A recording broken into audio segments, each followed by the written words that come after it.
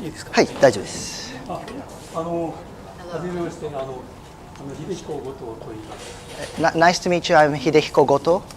今日はバレーのデモンストレーションに参加していただきまして、本当にありがとうございます。海外の Thank you very much for coming to my workshop, Baren demonstration.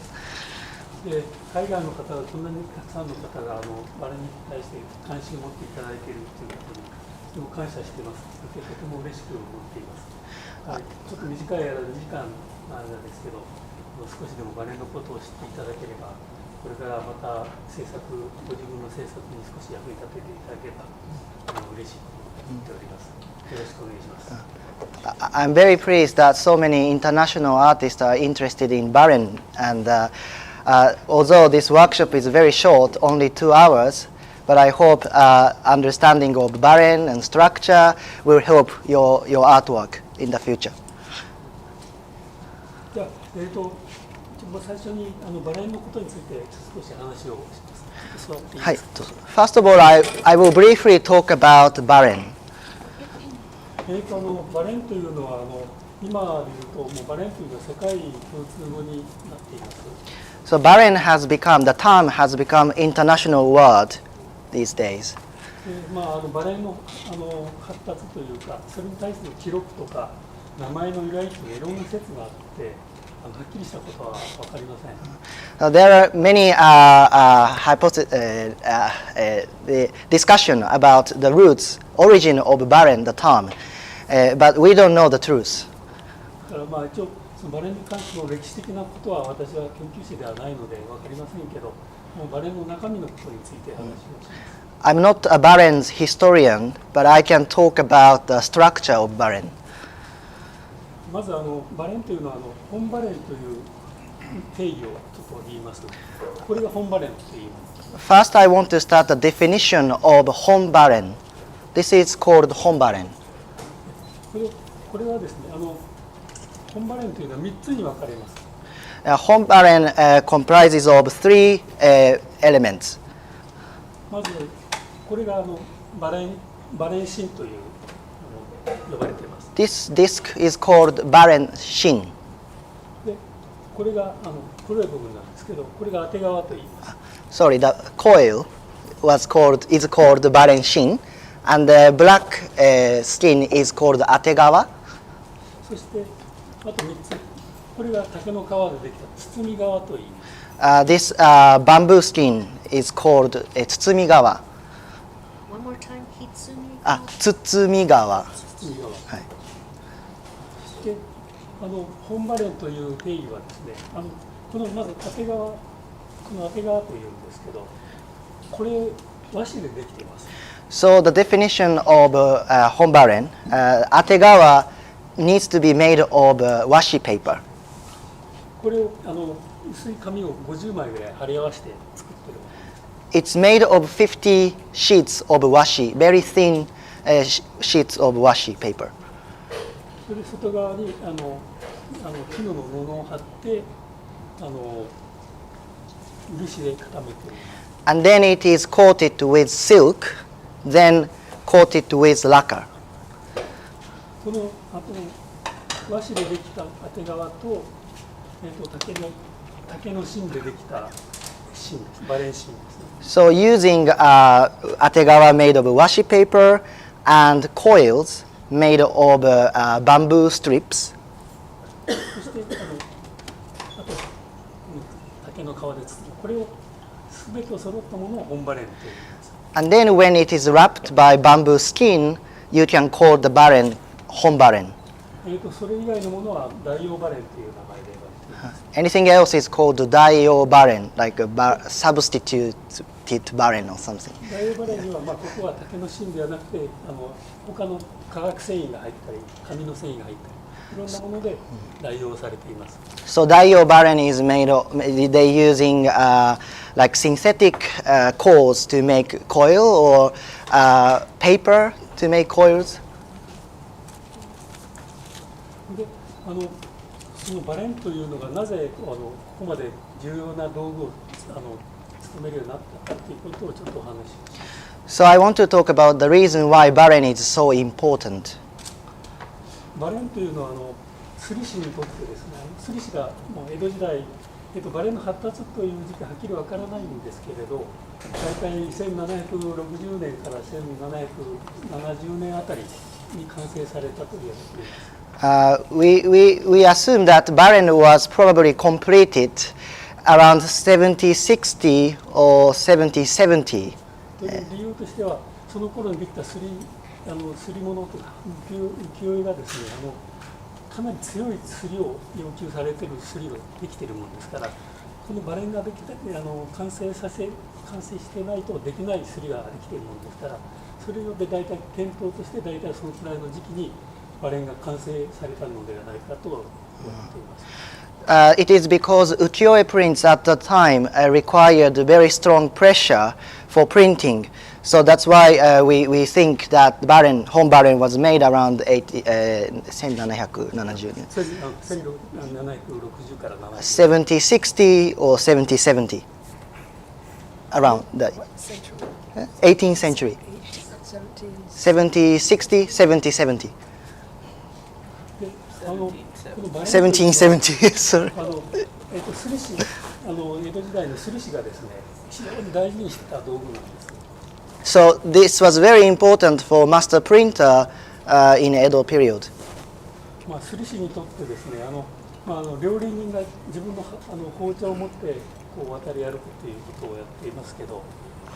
It's like chef traveling with his or her own knife, cooking knife. 同じように摺師にとってバレン一つ持ってもう京都行ったり江戸行ったり行ったり来たりしてたということが話になってます。So printers always traveled from Tokyo to Kyoto, Kyoto to Tokyo with Baren.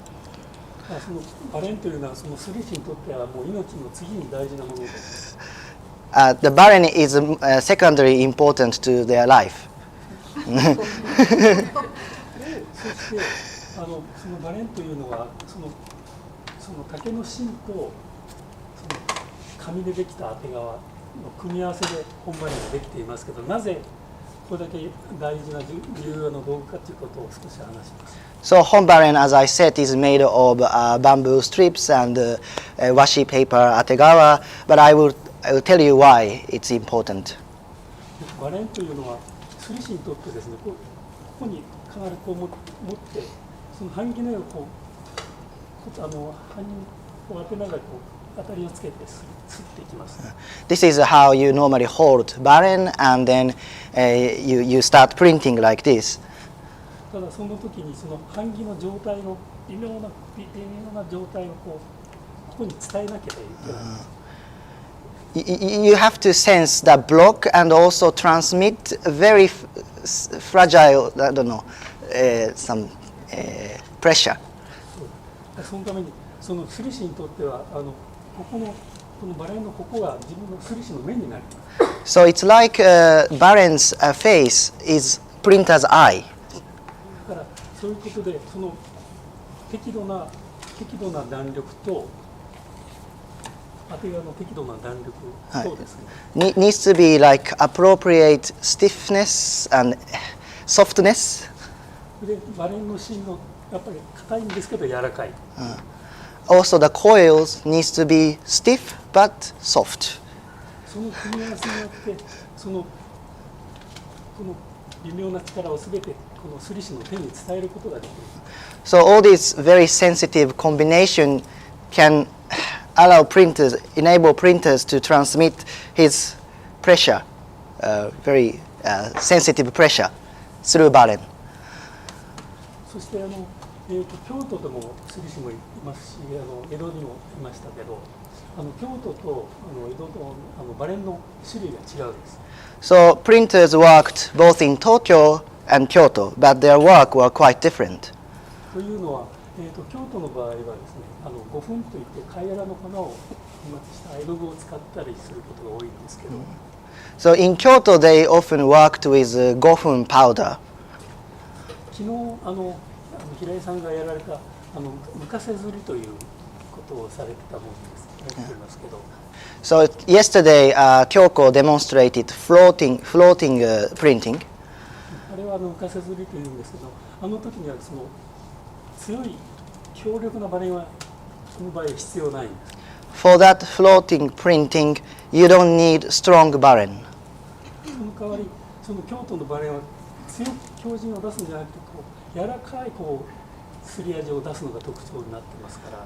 The characteristic of printing in Kyoto is often very fragile or delicate. だからバレンは結構サイズがかなり大きくなります。14センチとか15センチとか、かなり大きいサイズになります。So the diameter of the size of baren is bigger in Kyoto.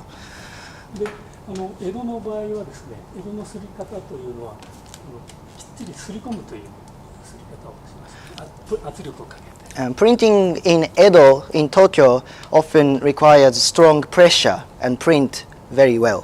そのためにはバレンが硬くてしっかりしたものじゃないと使えないんです。For that printing, baren needs to be strong and hard. 大きさも江戸の方がバレンはちょっと小さいです。Also, the size of baren is smaller in Tokyo. まあそういうことで江戸と京都の間ではその道具の作りも違いますし、使い方が違いますので、一概にバレンといってもどちらによって使っていく形ことによって道具が変わってきます。So the feature, also the purpose of baren in Tokyo and Kyoto are different because of their different purpose. 昔京都の方にバレンを売りに行ったことがあるんです。このバレンをです。I have once been to Kyoto to sell baren, home baren. だから京都のすり師から言われましたけど、こんな硬いバレンは使えないよって言われました。So printers in Kyoto told him that this baren is too hard to use. だからそういうふうにその場所によって種類が違うということを。So it really depends on the region. Baren is different.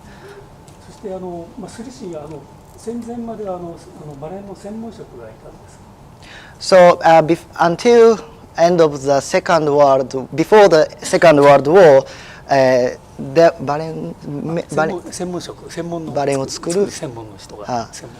There was a specialist making baren in Japan. またすり師の仲間ですり師の親方が弟子にそのすり師を口で伝えていくようなやり方でずっとバレンの作り方が伝わってきていました。So the technique was passed through generations, like the way master printers pass their techniques to their apprentice. それでやっぱりすり師の仲間同士でバレンの作り方のコンテストみたいなことをやったり、そういう商品を出したり、そういうこともやってたそうなんです。So also printers also made baren themselves, and there was a competition of making baren among printers.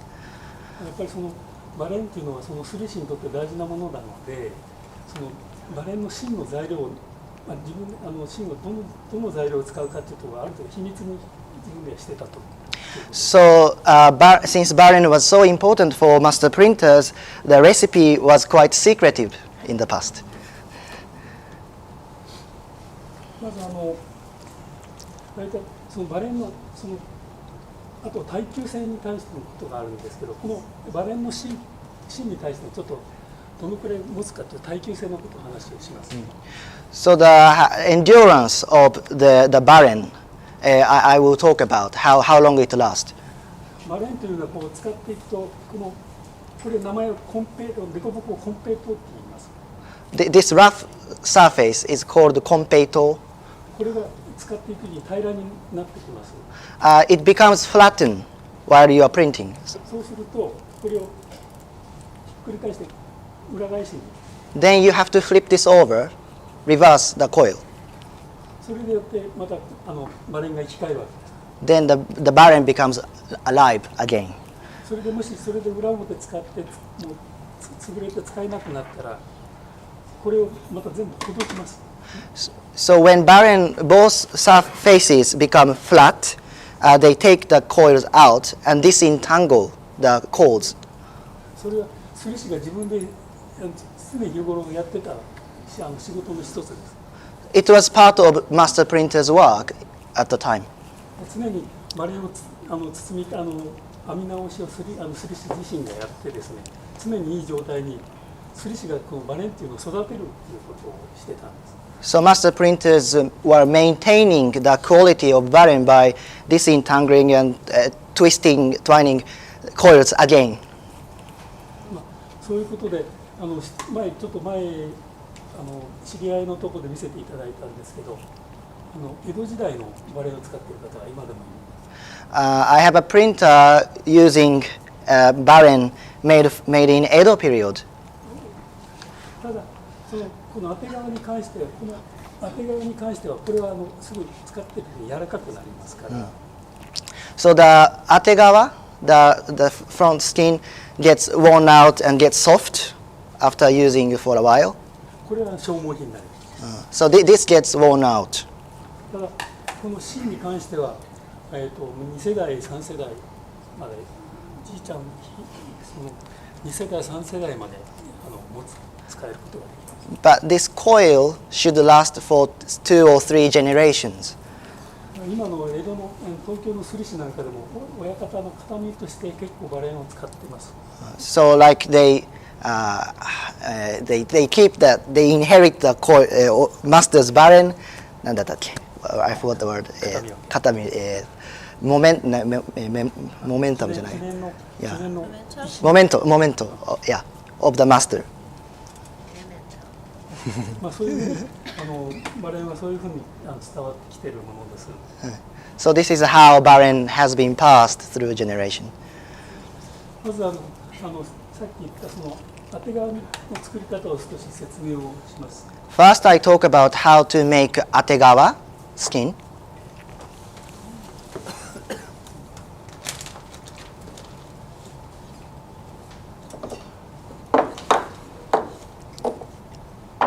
これが木型当て側の木型になります。So this is a wooden structure to make Ategawa. その材料となるのが和紙なんです。And the material is washi. これ明治7、8年頃のもう100年以上の前の紙なんです。This is washi from over 100 years ago, maybe Meiji 7th or 8th year.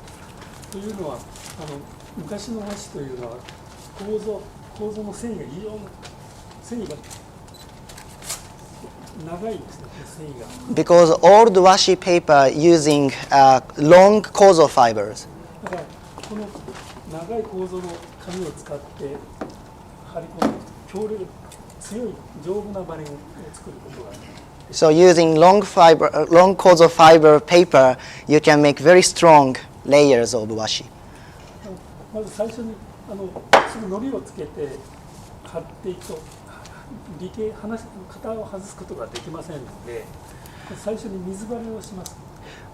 First, if you paste this with nori for the first layer, you cannot, take it out later. So first you use water to mount it to the structure.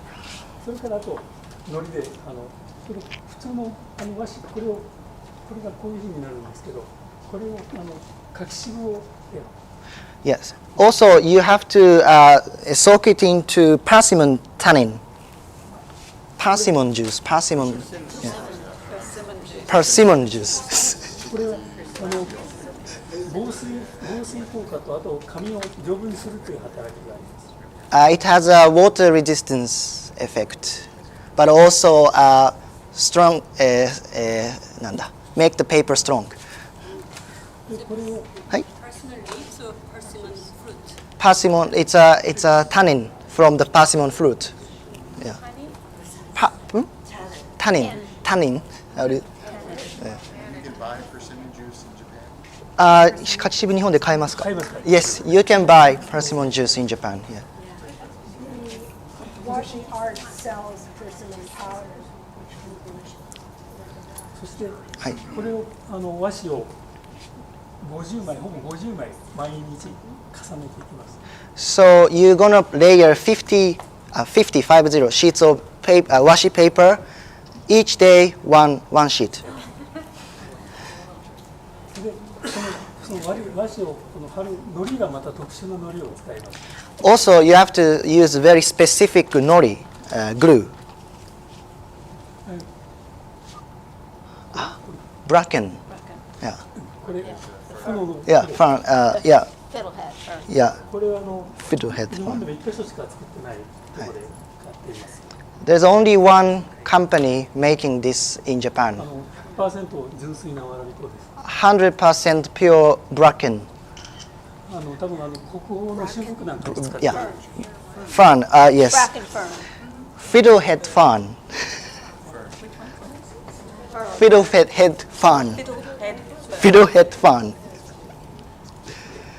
国宝の修復とかに使う化学繊維が使えないところに使い、So this is used for the conservation of Japanese national heritage artifacts. Yeah. というのはこのわらび粉っていうのは非常に糊の接着力が強いということも一つあります。 Bracken is a very strong adhesive. それからもう一つ大きな特徴はですね、その糊の厚みが出ないっていう特徴。Also, you can make it very flat. 50枚普通のでんぷん糊で貼ると分厚い当てがになるんですね。If you use rice starch to make 50 sheets of washi, it gets very thick. ところがそのわらび粉でやると薄い糊ですので、50枚重ねても薄い当てがになる。Even with 50 sheets of paper washi, it is still thin with bracken, それで丈夫で軽くて、 but also strong and light.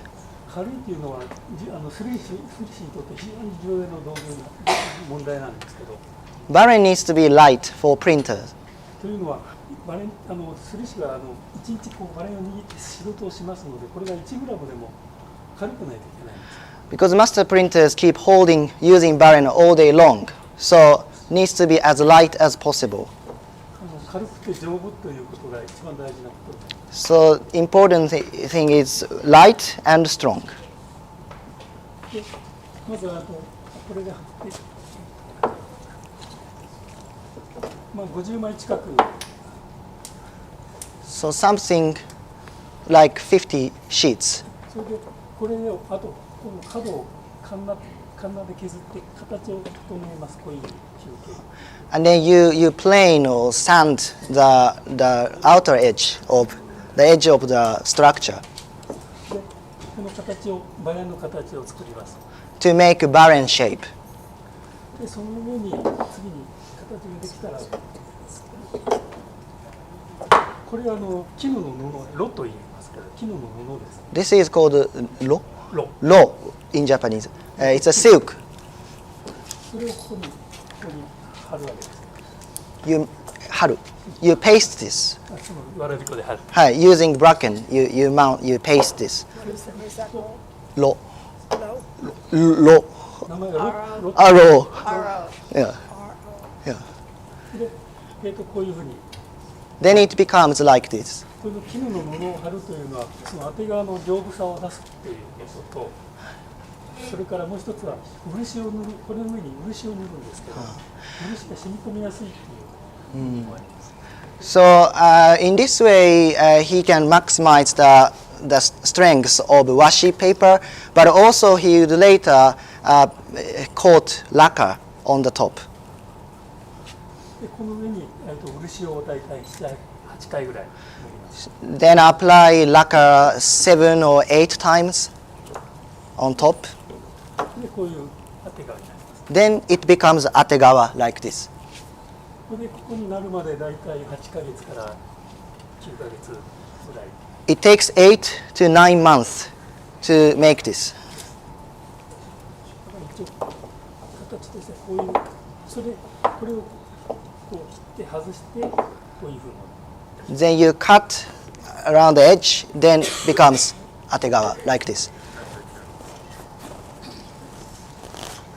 だからその当て側一つ作るの大体1年近く日にちがかかります。それは寝かせるっていうこともあって、すぐに型外して使えるっていうことで十分に乾燥させないと後で歪みが出てきますので、そういうことで寝かせた意味はあって、十分寝かせて大体1年ぐらいは。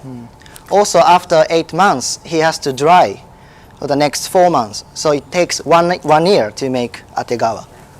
非常に手間のかかる道具です。 It's a hard work. Can he make a multiple, like set up one here, one here, one here, like doing like 5 there at 先にまとめて作っておくことってできるんですか？大体1回に大体6個から8個ぐらい。So I normally make 5 to 8 Ategawa at one time.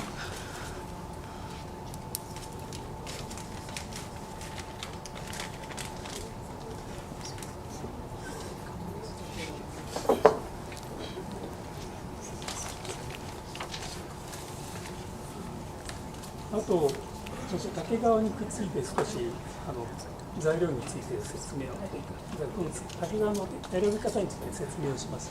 I'm going to talk about how to choose bamboo skin.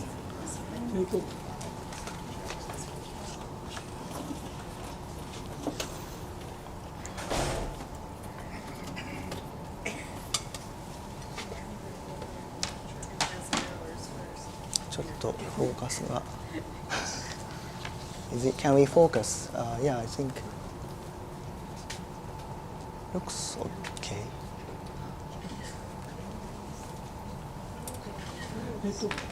バレンの芯というのは大体大雑把に分けてこれぐらいになります。So there are many kinds of cord used for Baren's coil. だからそのバレンの芯この芯がこういう芯が入っていますから、この中にこういういろんな種類があります。So the cord is sort of becomes spiral and is squeezed into that shape. で、作品を一つの作品を仕上げるのに大体6面から8面人によりますけど大体数種類のバレンを使い分けますので。It really depends on artists or printers, but normally like 何個ぐらいって言われましたっけ？数種類5、6種類から。Maybe 5 to 6 barens, 5 to 6 different kinds of baren are needed. そういうそのためのですね、竹の皮というのはそのバレン芯に合った竹の皮を選ばない。So you have to choose bamboo skin to suit it for the cord, different cord. というのは例えば薄いこういう細い芯ですね。For example, this thin, fine cord. そういう時には竹の皮が薄いものを使わない。You should go for thin bamboo skin. もしその時にこの細い芯の時にその分厚い竹の皮で包んだとしたら全くそのバレンの性能を生かすことができない。If you use thick bamboo skin for the fine cord, you cannot use the effect of the fine cord. だからそのバレンの種類、芯の種類によって竹の皮も種類も選ばないといけない。So you have to take this into account when you choose baren skin. まずそこからそのバレンの芯をちょっと包むんじゃなくて芯を作るところを少しやって説明をします。I will show you how to make these cords by demonstrating.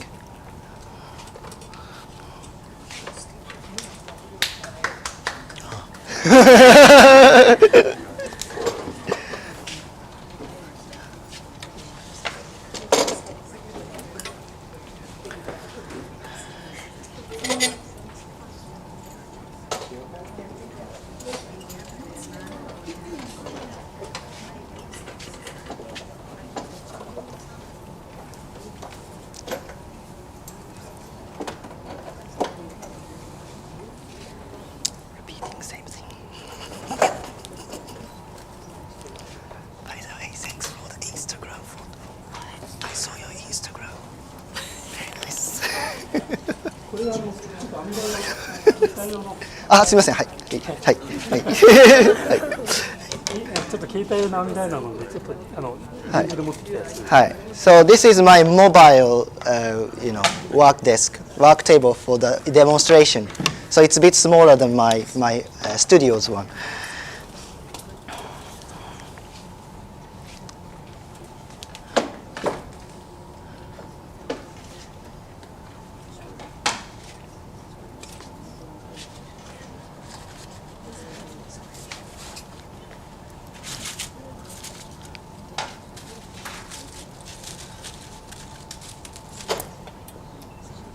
maybe まだ画面あれですかね。もうちょっと広くて。いや、さっきとここでやりましょうか。ここだったら。Can you adjust the frame a little bit? Maybe a bit wider. ここで。はい。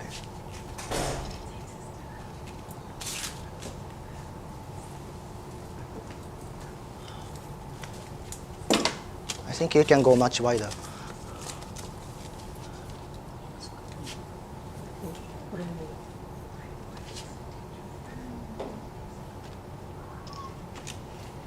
まあそうですね。はい。ですね。まずマレンのこの芯の材料なんですけど、材料はこれ田代岳という名前で呼んでいます。皮が白いっていうことで田代岳という名前。So the material used for the cord is this specific bamboo called カシロダケ。カシロダケ。マダケの特殊突然変異で白くなった。はい。The skin is white than normal bamboo. なぜこの皮を使うかというとですね、普通のマダケに比べるとその筋目が非常に高いんでね。この高い。こう筋目が非常に高い。高い。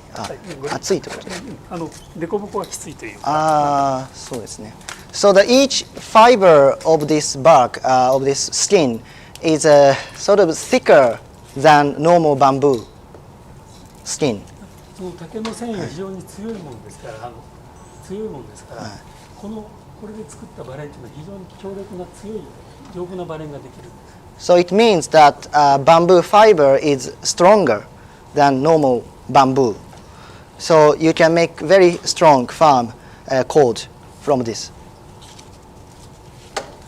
まず材料の作り方をちょっと説明をします。So I talk about how you make that material. まずその材料をですね。First you 20センチぐらい。20 centimeter, approximately 20 centimeter, you cut. どこから、そうですね、そこから。これ20センチ。はい、from the edge.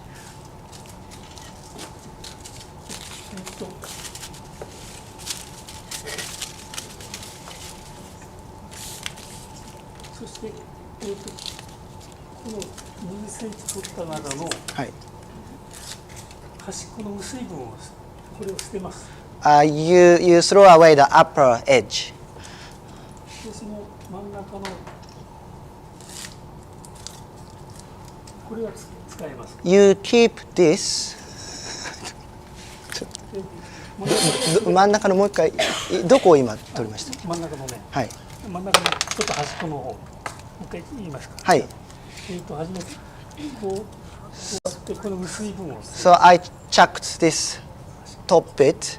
で、あと真ん中にちょっと厚みが均一な部分があります。So the middle part of the skin is quite even. The thickness of the fiber is even. で、これは使います。So we keep this. で、ここにまた真ん中分厚い場所があります。And you find very rough face. これも捨てます。You chuck that section. で、これが均一な部分です。This face is even, so you keep it. だから1枚からこれだけ、あとは全部込みです。So you keep 2 strips, and then chuck 3 out. あとその理由としてはこの部分が一番厚みが均一なものですから、はい、その均一なもので編まないと芯の太さが変わってくるということです。すみません、もう一回芯の太さがこの厚みを同じ厚みのもので編むということは均一に編むことになりますので。So to be able to twist evenly, you need to find the even thickness of the fibers. それでそのデコボコがもし材料を惜しんでこういろんなものを使うとデコボコになりますから、そのデコボコになったらそれが全部バレン筋として残ってしまうんです。So if you get the rough fibers, so like thicker fibers, it becomes a barren mark when you print. そういうことで材料としてはこれだけを使う。これをちょっと今何枚かちょっと用意しますけど。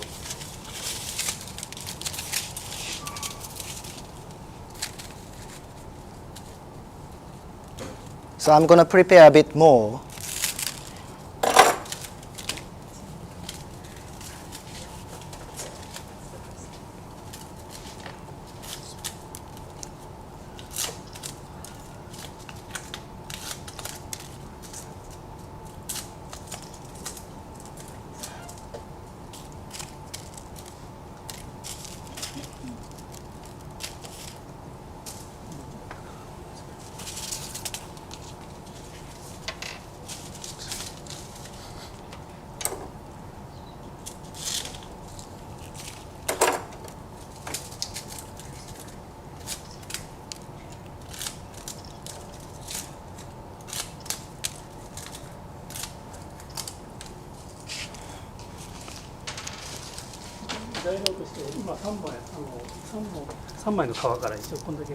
So I chose these from 3 bamboo skins.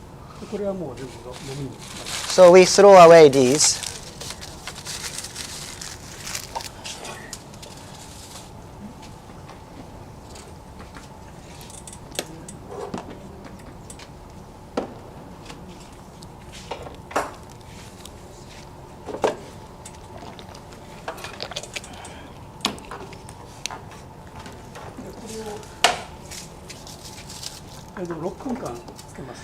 I soak these in the water for 6 minutes.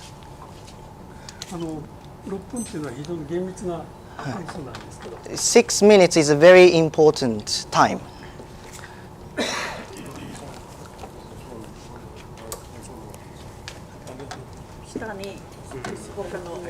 あ、まだありました。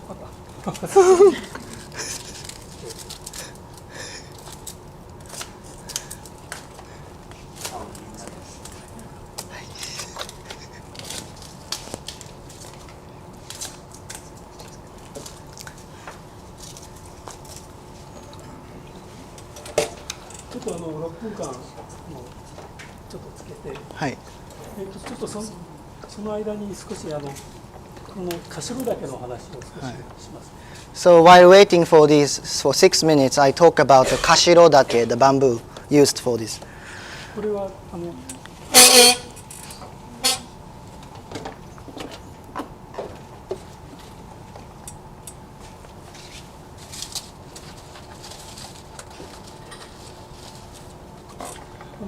九州の方に1箇所全国でも1箇所九州でしか取れない竹なんです。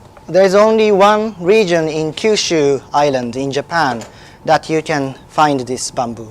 頭だけといいます。It's called kashiro dake. でこれは歴史が古くてですね、九州の今は星野村っていうところあるんですけど、そこ1箇所ほぼ1箇所でしか取れない竹なんです。It's got a very long history, but the village is called Hoshinomura in Kyushu. Hoshinomura? Hoshinomura ですよね。そうです。はい、Hoshinomura。というのはですね、歴史が古くて、1200年、西暦の1200年近くからの記録が残ってるんですけど。There is a record from 1200, like AD. はい。それでその土地の特産品として大切に保護されていた材料なんです。So this bamboo has been preserved as a special gift or product from the region. その江戸時代もそうなんですけど、藩の外にカビを持ち出したら厳罰にされてたという記録も載っています。Also, in the past, people could not take that out of the region. そういう理由で今でもこの九州のここですね。はい。This is the area. ここです。はい。In Kyushu, Japanese map. ちょっとジャパニーズマップですけど、これ。はい。それでその材料として。What is the variety of bamboo? Yeah. What variety of This one? カシロ岳。カシロ岳。や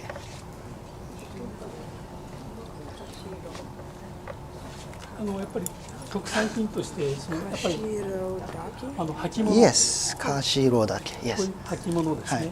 So, カシロ岳 was used for this Japanese flip-flop. あとはそのカゴ。Kago, the basket. これバレンですね。 Also barren. これお茶の道具なんですけど。 This is a tool used for tea ceremony. このThis part. そういうのが使われてたり、あとはお肉とか生ものの防腐効果がありますので、そういうので竹の皮で作って。Also, it was used to wrap the meat or raw things, and it preserved raw meat.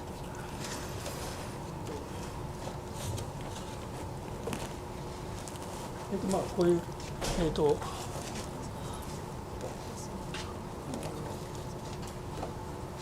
うまあこういう種類がある。So these are the examples used, products made of bamboo.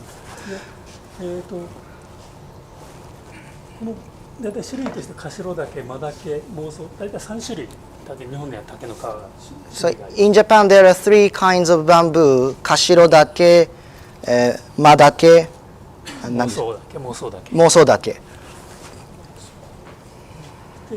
この今竹林というのはもう需要がなくなってですね、もう荒れ放題になっています。And bamboo forest in Japan is not really looked after well these days. それでもう今星野村に業者がいなくなりまして。There is no company group looking after the bamboo forest in 星野村。それで今私2ヘクタール星野村の竹林を柏岳の竹林を借りています。So I rented the 2 hectares of bamboo forest. それで秋にですねそこの整備に一人で行ってます。And every fall, every autumn, he goes to the forest and clean the forest. ちょっと整備見えないかもしれない。It's hard to see, but ちょっとまあしょうがないです。Later, yes. それで秋に整備に行くっていう整備のやり方なんですけど。So the way I clean the forest. まあ古い4年とか5年以上の竹を全部切ります。I cut 4 or 5-year-old bamboos. そうすると翌年そこから新しい竹の皮が生まれてくるんです。Then next year you get the new bamboo skin. Next year.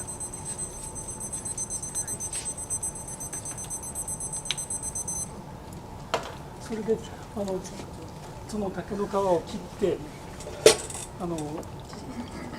それを今度柵を作るんですね。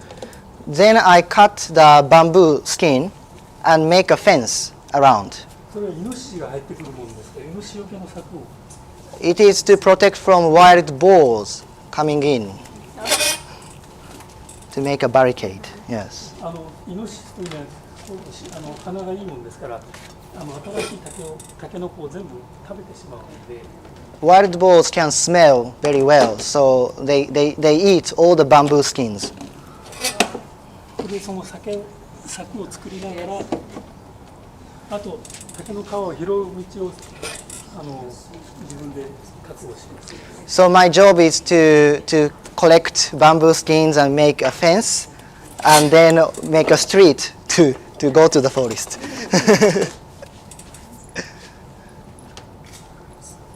そういうことでそうすれば翌年新しい年に竹の皮が出てきますから自分の使える材料だけでなんとか確保することができるわけです。So in this way, next year I get a sufficient amount of bamboo skins, and this way I'm sourcing my materials. ただ竹の皮というのはSo how old does the bamboo have to be to harvest for? 切ったその竹が何年ぐらい？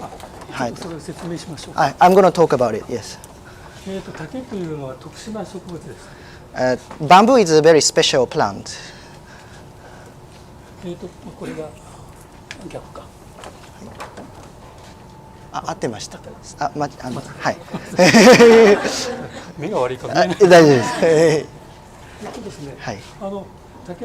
竹っていうのはだいたい6月の終わりから7月の頭にタケノコが生えてくる。So you see bamboo shoot emerging like June or July. それでだいたい40日で一本に育ちます。And in 40 days it becomes long bamboo. で高さはだいたい17、8メートル。Like 17 meter high in 40 days. で1日だいたい75センチ。They grow 75 centimeter a day. 非常に成長力が速い。It grows very fast. だからよく勘違いするのは竹の太いのとか細いのっていうので年輪と勘違いする人多いんですけど。Some people get confused by wood has got an annual ring, but bamboo is different. 竹の太さっていうのは全部個体ですから、はい、細い人もいれば太い人もいるみたいな、そういうことです。So the thickness is nothing to do with their age. だからそれは全然関係ないんですけど、ただもう40日経って成長が止まったら1ミリも伸びません。After 40 days, they stop growing. They never grow after that. そしてこの材料に使う場所なんですけど、一番5番の下の皮って。So the section I used for baren is at the bottom of bamboo, number 5. ここは使いません。I don't use. Sorry. 4番。I use number 4. 棒皮というのは肉の材料だとか、包装品に使うんですね。And this section is used for raw meat or to wrap the raw meat, food, vegetables. Yes. この白天っていうのは、一番細くて白いんですけど、それはお茶の茶道の道具のこの。The top もう一回いいですか？どこか。白天ここですね。This area is used for tea tool, tea ceremonies tool. 絵のとこですね。The handle to make a handle. そういうふうに竹の成長によって落ちる種類が変わりますから、そのバレンに使う竹の皮を拾うっていうのは非常に難しい。So different parts of bamboo skin fall down in different time. So I need to be very careful when to visit. だいたいそのバレンに使う皮っていうのはだいたい1週間で、この1ヶ月の中で1週間ぐらいしかないんです。So I can only find the skins for baren only in 1 week. それで一番都合悪いのはその竹の皮が落ちる時期と梅雨が重なっているということです。梅雨ですね。So the Japanese rainy season often coincide with the season. だから長雨が続いて普通晴れの梅雨の合間に拾って家で乾かす作業が必要になってきます。So I have to collect between rainy season and dry them at my house. ただもうずっと雨が降りっぱなしの時にその時期と重なった時はもう皮が全滅します。If it keeps raining all the time, it totally ruins the skin. 1日ぐらいだったら濡れてもいいんですが、2日3日になるともうカビが生えて使い物になりません。So bamboo skin can be wet for 1 or 2 days after fallen down, but longer that it gets rotten and it gets mold. 非常にそれであともう一つは竹の皮というのは裏と表があります。And also bamboo skin has got front side and back side. 去年は裏年で全く取れませんでした。何年ですか？裏年。裏年。So the last year it was back side, so I could not source any skin. その裏年っていうのも表裏って2年おきなんです。取れるの。表が取れたり裏が取れたりするんですか？裏って言い方あれだから、1年おきにしか取れない。Sorry, yeah, it was my mistranslation. So you can take bamboo skin every 2 years, and in Japanese it says 裏表。その2年に1回しか取れない。天候が悪くなるとずっともう取れなくしばらくはやめて。手に入らなくなる。The front side, that's the curve, the inside of the inside. すみません。The front means like he meant that you can take bamboo skin every 2 years, but the skin is はこの竹の皮っていうのは外の皮ですよね。この部分。Yeah. One year back Yeah. the other year. It's not the actual front or back of the skin. Yeah. It's just on the surface. It's got skin. So you get only 1 week every 2 years. Yes. 1 week every 2 years. So that's why if he loses this chance with rainy season, he gets disappointed. 前やっぱりその自分でテント張ってそこで撮ったことあるんですけど、はい。ずっと1週間ずっと雨ではい全く撮れません。I always like go with the tent and camp for a week, but there was a time it rained all day, like all week, so I couldn't take any bamboo skin. 今は地元の方にお願いしてその時期に撮ってもらってます。But I started to ask local people to help him. So 今これさっきの皮濡れた皮なんですけど。So this is damp skin.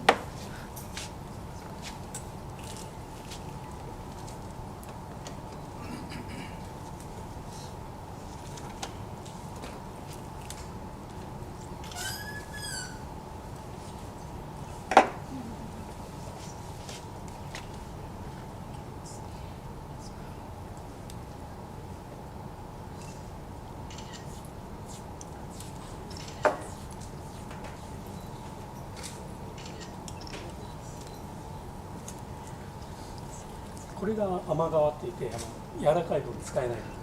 これが竹の本当の繊維の。So this outer bark is called Amagawa, and it's too soft to use for baren. その竹の裏から裏から裏こっちが表でこっち裏側です。So this is back side. The side his face he's peeling is the back side.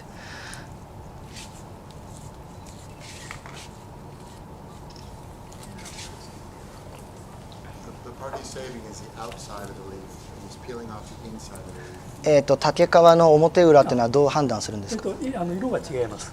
You see the color is different. So outside and Outside is good, inside. で外側が表ですか？外が表です。Yeah, outside is front. He calls outside front, inside back.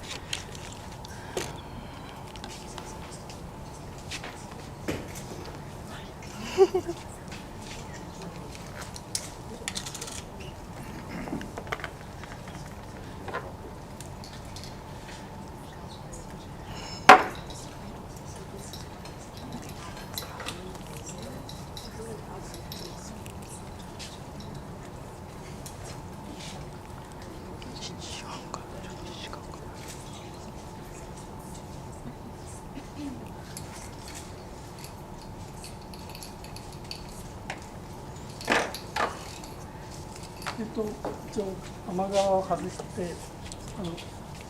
竹の繊維の丈夫なところだけ作りました。So I peeled the back skin out, and then only keeping the strong part. でこれをまた選別をします。And then I have to choose the right one. で薄いものだとか厚いものがあれば跳ねます。If it's too thin or too thick, you take it out.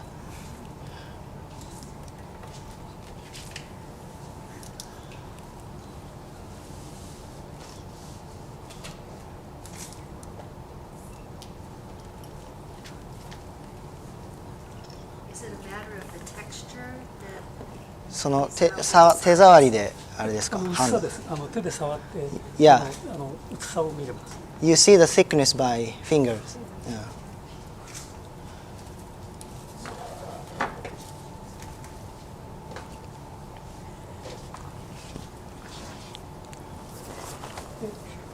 今これをこういう材料を作りまして、これを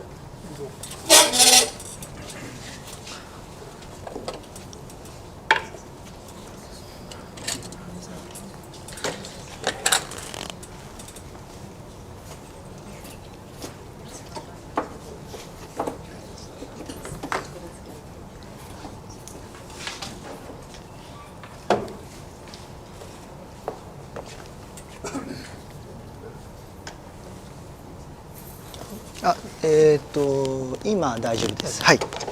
どうもとで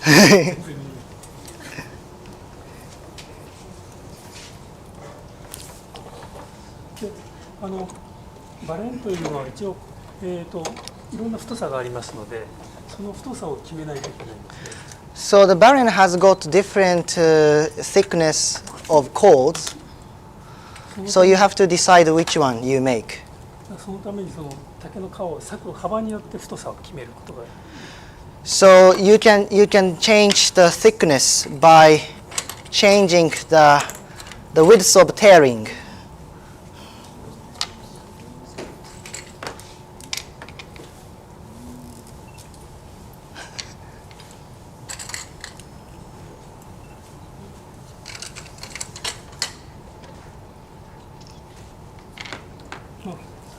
大体ちょっとざっとなんですけど。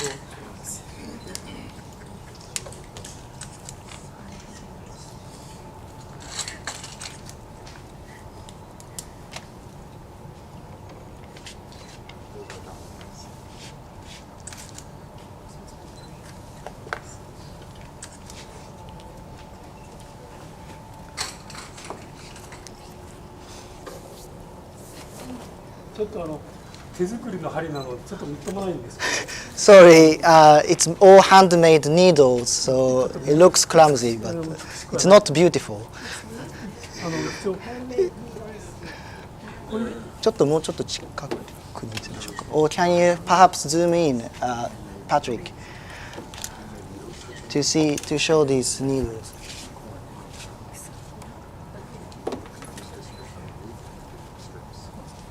でちょっとそうですね。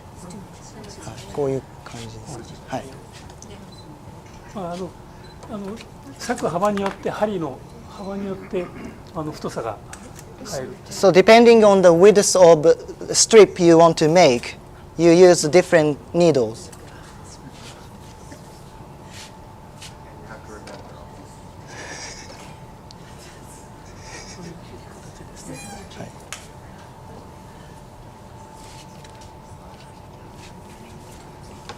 今一応1.5ミリで。So for today's demonstration, I'm going to use 1.5 millimeter wide needle.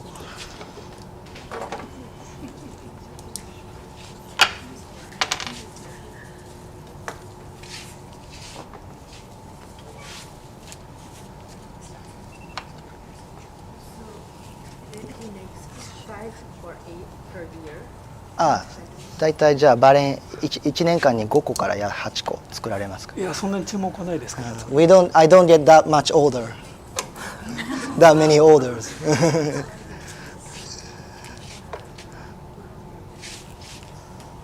見えるかな？ちょっと手前で、まあいいか大丈夫か。ちょっとだけ。ああ、なんかたくさん作って在庫を置いとかない理由ってあるんですか？いやなんか怠け者なんで。I'm afraid to be lazy by doing that, so I want to keep working.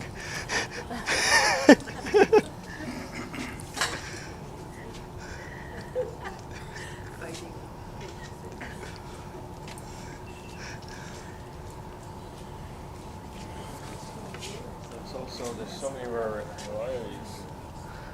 You can make an extra one of this size, and the next order is for a different size. Yeah, okay.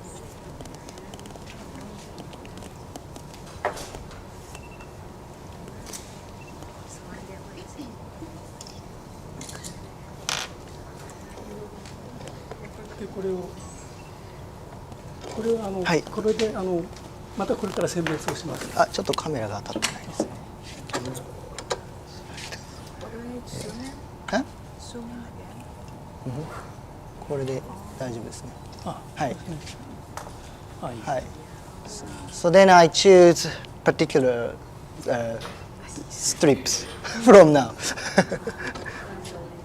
それは何を選んでるんでしたっけ？細いものダメなので、はい、また幅を均一にするために選んで。はい。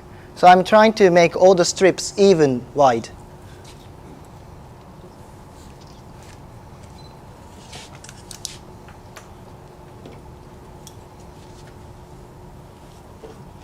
すいません。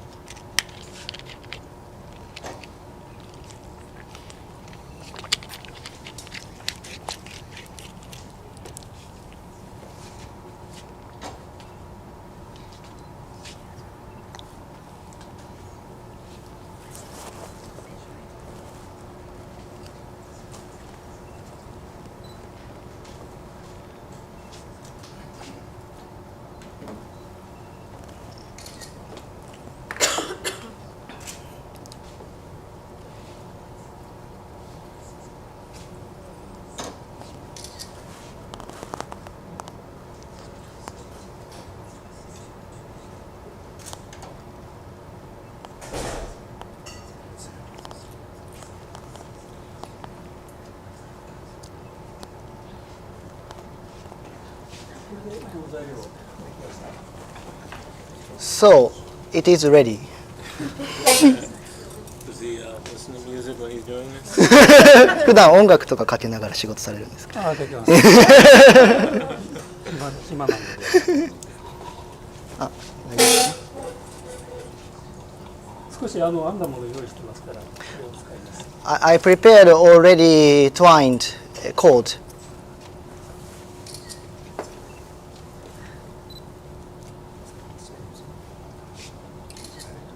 How did you join them? どのようにつなげたんですか？あ、これから今お見せします。I will show you from now. Did he make the twine? Yes, twine. あ、それから写真とかビデオ何でもどんどん撮ってください。Also, feel free to take photo, video. 全部 OK ですね。Yeah. So the coil for one bed-in is probably 20. どれぐらいの長さですか？一つのバレンの芯っていうのは。通常でだいたい13メーター。13 meter long. I don't know まあ feet. 普通の8個というやり方でだいたいこれで13メーターぐらいで。So for 8 strand, 13 meter long. だいたいこれでだいたい13 meters long. これでだいたい16個という一番長いので、20メーター30メーター近く。To make 16 strands, strand, he uses 30 meters long. 90 feet. Feet, can 90 feet. 90 feet. Okay, okay. 8 is 30 and 16 is, 8 is 13. 16 is 30. oh, 8 is 13. 8個で13そうそんぐらいですね。いや、13 yes. Yes. ちょっと今からちょっと手元が分かりにくいので、はい見えると思いますけど。はい。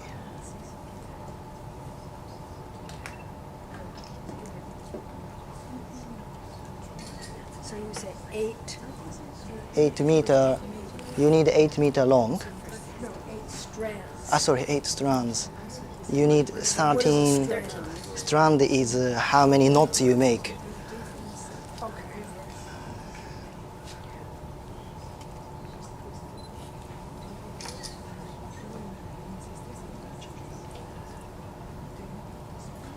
He's making more twine. 今何をされてるんでしょうか？今ですね、2個というやり方で、So what I'm doing now is I'm making 2 strand. これ今2個よりというの一番基本な編み方です。 This is a basic cord. These are just, they're just twisted. Just これはただねじってるだけですか？ねじって4本同時に4本編んで、 So there are 4 strips and twining. それではいそれで2本ずつをはい。So 2 strips twisting. よりをそれぞれによりが入って、で今度反対のよりが入りますから、こほどけないっていう。はい。And then two strips. Twist it together and Two- twist the Yes. で継ぎ方なんですけど、もうすぐに継がないといけないんで、はいこの長さを継ぎます。ちょっと継ぐところに。はい。This is the way I join. ゆっく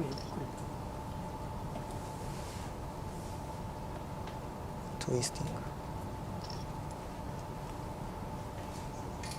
ここでもう今継ぎました。はい。It's ready.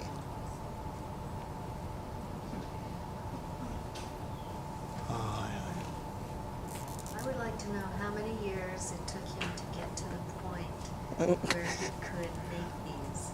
こうちゃんと作れるようになるまで何年ぐらいかかりましたか？あ、でもそんなちゃんとというか一応編めるようになるのは1ヶ月ぐらいで。It takes only 1 month to be able to twist ただ properly. 時間が手が慣れてくると大変。 It takes him one month. But if you want to twist faster, yes, it takes longer. 今ちょっとゆっくり今やる。 Yeah, this is a very slow motion of twisting. ちょっと早送りするとちょっと早くね。 Yeah. I'm gonna speed up a little bit. Oh no.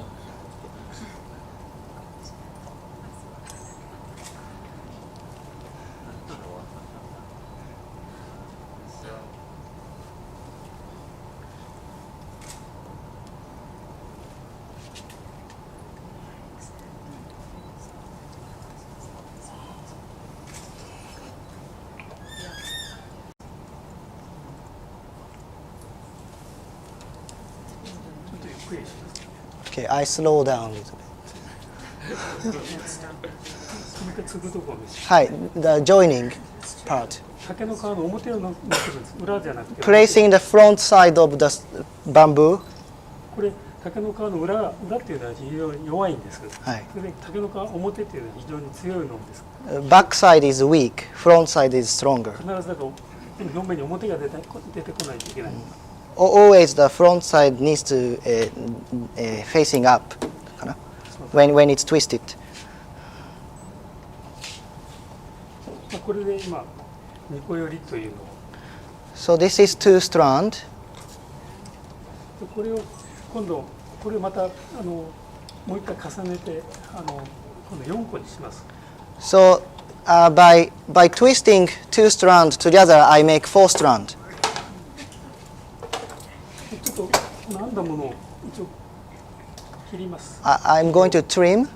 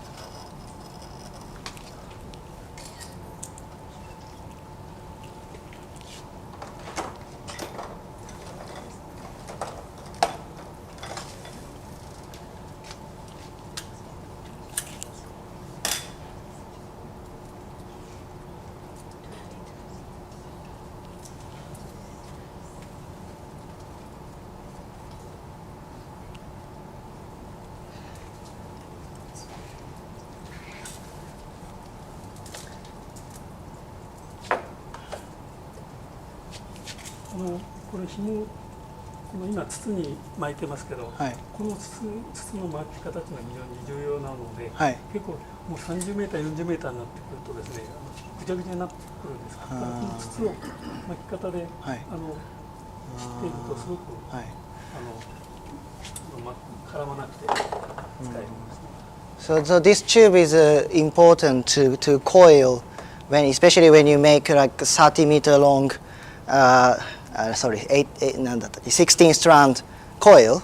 You make 30 meters 2 strand strip, and the way you coil is important.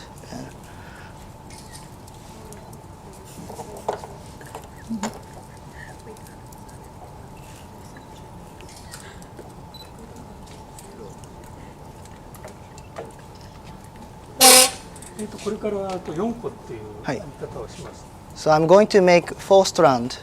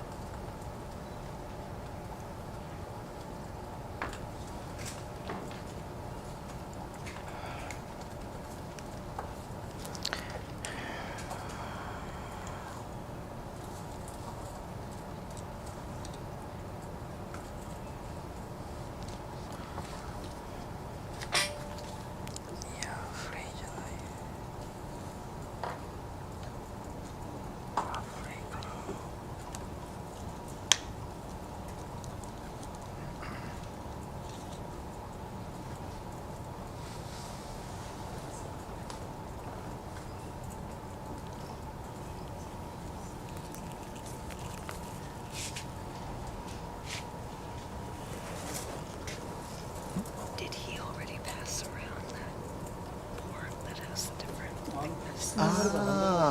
はい いつでも言ってください。If you have any question, please ask. You said he was making 4 strand? Yes. He's got 2. 2. What Yeah. does that mean? 4 strand. To make 4 knots, or it's just like a number of strips, I think. Number of strips in this cord. Yes, of this cord, yeah. ちょっとこれ回しても大丈夫ですか？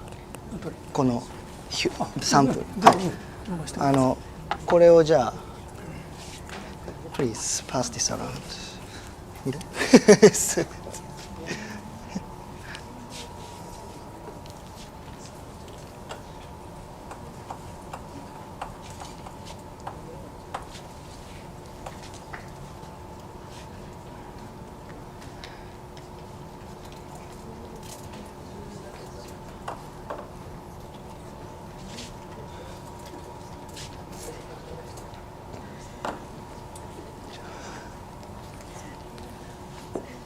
？What about using other materials? You know, I mean, there's a Hawaiian tradition of making ropes like for the moku-hanga, for the seafaring, very strong.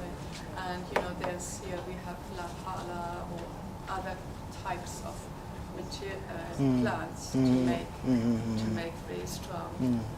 なんかこの柏岳の川に代用できるような植物繊維のものってあるんですか？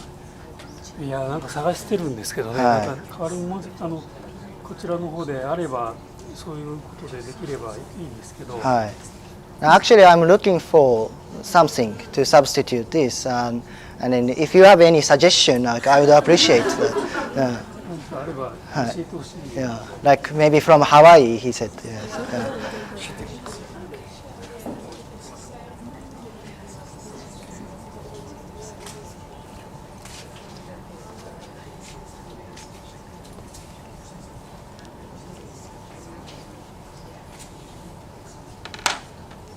あと45分ぐらいですね。はい。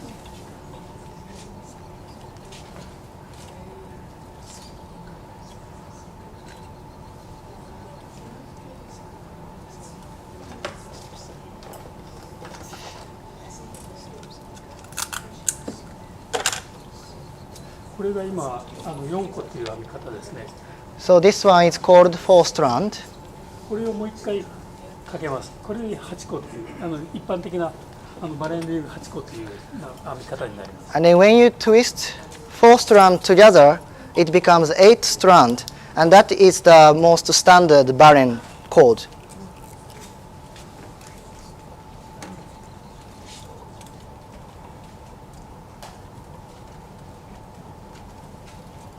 Is it for soft? 柔らかソフトとかどういうバレンができますか？8個で。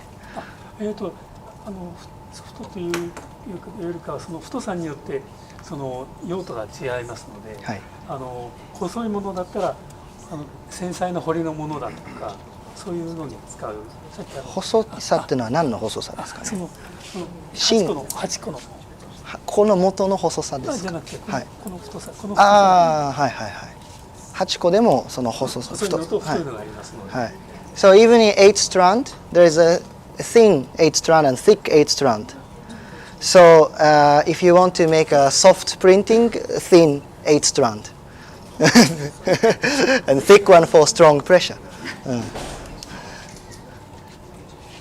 今まず8個終わって次16個に入ります。はい。So 8 strand is almost ready. Then I move to 16 strand.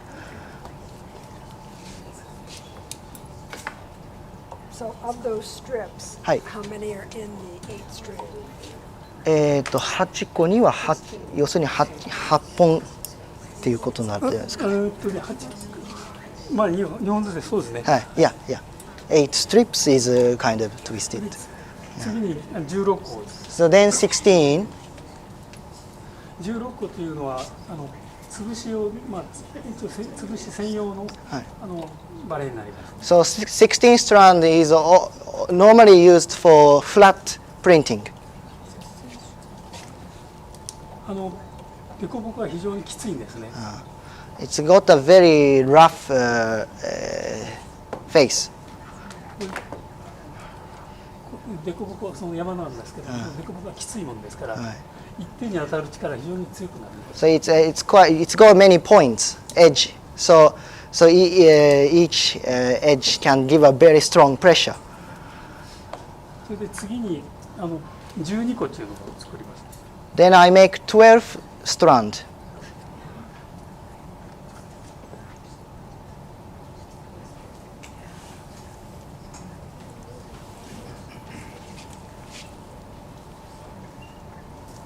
12個というのは8個に4個が絡んだものですね。So 12 strand is made of 8 strand and 4 strand.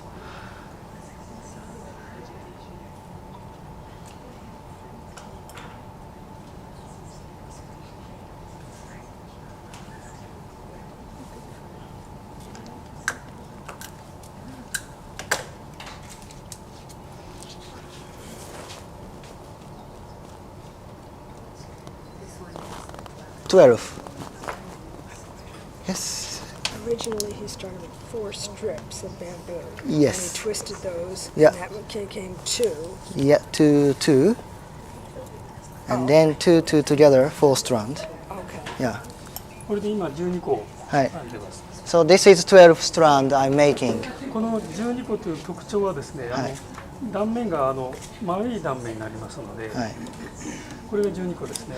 So the feature of 12 strand is like each knot is quite circular, like round shape. だからさっき言ったコンペと凸凹があるんで、凸凹の数が非常に多いんです。It has many knots. だから潰し用ではなくて、はい、彫りの繊細なものだとか、すりの繊細なものっていうのはこの12個っていうのが非常に有効になります。So 12 strand is suited for delicate lines, or fine line, curved lines. 力を 12 strand is for delicate. Yeah, delicate. Yeah. 力を抜けばデリケートになるんです。ある程度力を入れればある程度潰しもある程度効かます。But also it is compatible for strong pressure. If you change your pressure, you can do flat printing. 潰し用ではないんですけど、一応今言った8個と12個、16個、それ3種類がそのバレンの基本の編み方になります。So as I said, 8 strand, 12個と16ですね。8 strand, 12 strand, 16 strand is like a basic twisting or cord. この芯によってちょっとテクスチャーが変わりますので、ちょっとそのすりの見本をちょっとお見せします。Can you go wide? So I'm going to show you different example of how the strand, a number of strand change the texture of printing.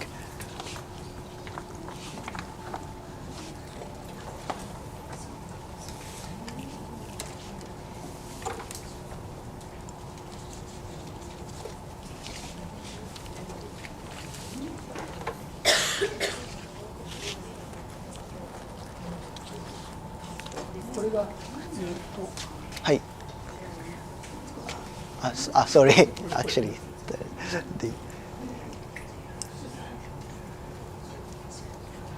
KO stands for K. Yeah, 8個. Ko is strand in Japanese. これが8個の細い芯です。So this one was printed by 8 strand fine. これが普通の8個の中芯、中芯、普通の一番一般的な。はい。This one was printed by 8 strand medium, the most standard barren. これが12個。This one is 12 strand medium. これが16個で。This one is 16 strand. ちょっとバレンの種類によってそのテクスチャーというのが当然変わってきます。So you can express different textures by changing barren.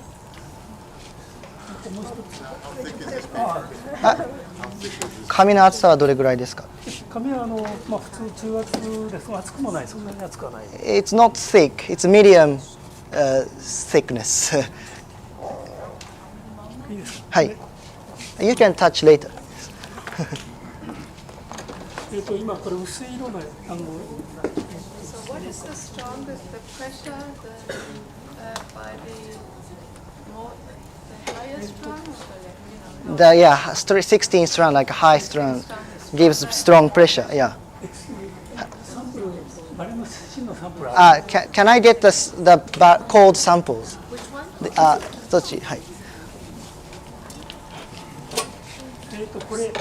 この芯今ちょっとこれと合わせてみますので、これ一番のこの今度モノクロの芯を。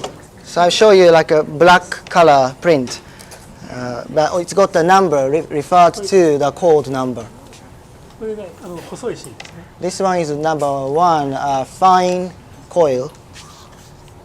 で2番目が次はちょっと太い、ちょっと中ぐらいの芯です。はい。This one is number 2 is medium cord. で3番目は12個と一番均一でデリケートな。The next number 3 is the most standard, 12 strand medium and delicate. でこれが4番の16個という。This is 16 strand, number 4. そういうことなんですけど、あと16個っていうのは潰し用で潰し用なんですけど、普通は16個で潰すと大体真っ黒になりますけど。So 16 strand is designed for flat printing, and then normally it gets very black. I mean, gets very colored. ただ普通はこういう潰しの場合は一度釣りじゃなくて二度釣りとか三度釣りすると思うんですけど。And often when you do flat printing, you print twice or three times. ただ16個で1回最初に潰して、それからまた16個をかけるとこの墨の色が飛んでしまいますから。But if you use 16 strand twice, you would lose the quality of black. だからそのもし黒い色もし出したいんだったら16個の上に12個とちょっと弱めのバレンをする。If you want to keep the intensity of black and print twice, you use 12 strand next time for the second pass. そうするとちょっと色がちょっとカメラで分かりにくいかもしれない。 When it's hard to see with the screen, これとこれ違うと思うんです。 but you see the different black, different quality of black. だからその場所に場所というかその黒の出し方一つでもバレンの種類を使い分けることで色の発色が変わります。 So just to make the only for printing black, you can change different baren and change the luminosity or change the texture, reflection. そういうこと。あともう一つはですね、バレンを使って通常は片手で皆さん使ってると思うんですけど、片手で使った場合と両手で使った場合で発色がすり上がりが変わりますので、ちょっとそれの見本をちょっと。But also, then I will show you a sample printed by one hand and printed by two hands, and that also changes the intensity of the print. これは太い芯で片手でやったんです。This one was printed by 何個とかじゃなくて。これはね、紫バレンで一応もう太芯切りです。太い芯。It's a heavy cord by one hand. でこれが中ぐらいの芯ですね。A medium cord by one hand. でこれが細い芯。fine cord by one hand. それからこれがソフト12個と同じような形に。It's not home baren but called soft murasaki, very soft baren by one hand. これが16個に近い。This one is equivalent of 16 strand. これ今片手でする2本。These are all printed by one hand. 今度ここにですね両手でこれが両手で吸ったもの。This one was printed by both hands. でバレンは同じですね。同じです。 Using the same baren. これ片手、こっちが両手。One hand, two hands.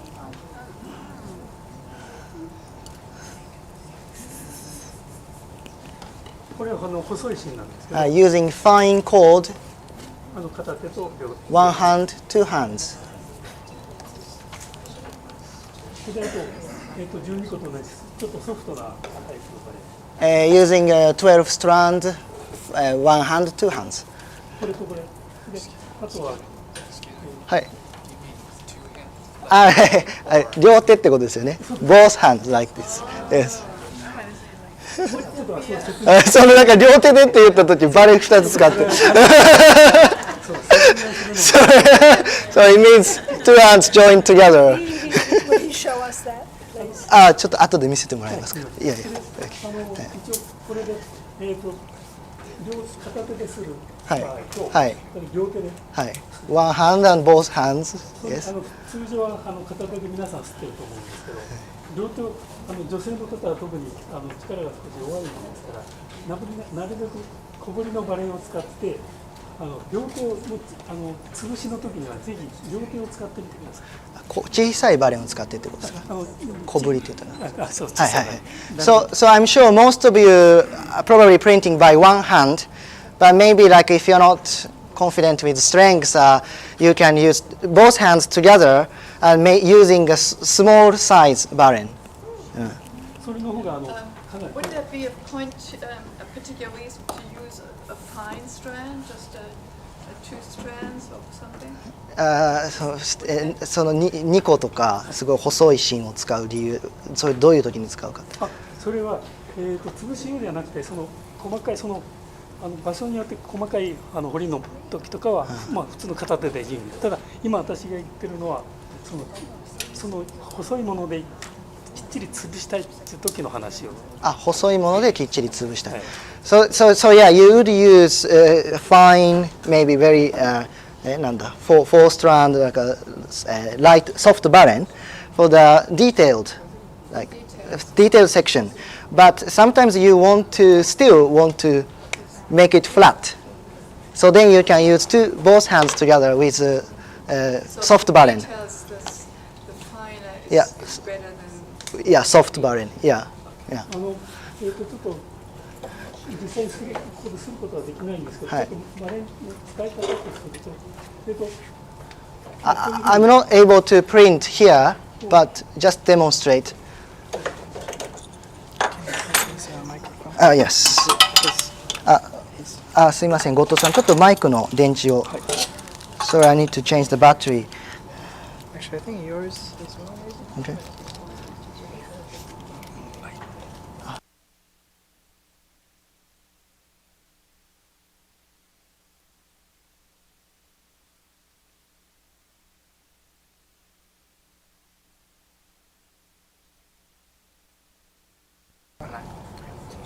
Do you have a battery?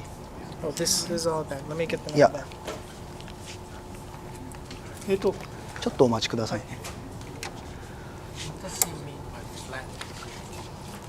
フラットプリンティング、なんて言ったらいいかな。そう、ちょっと見せてもらっていいですか。潰しの、はい。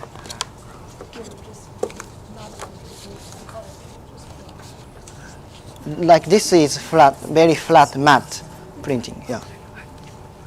Yeah, and then otherwise, like you get like a sort of a rough texture, or I don't know. Yeah. So the lighter pressure gives you the good grain.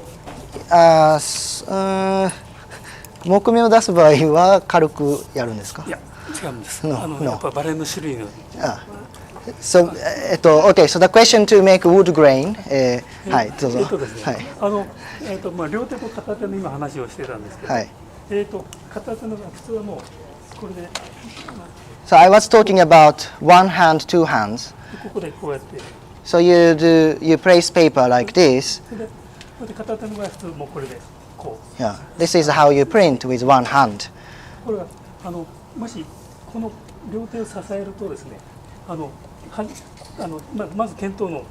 So you start from kento, corner kento is. And then you print along the wood grain. You don't make a big stroke. You make a small, like staggered strokes. Yeah, and then you can make a clean print.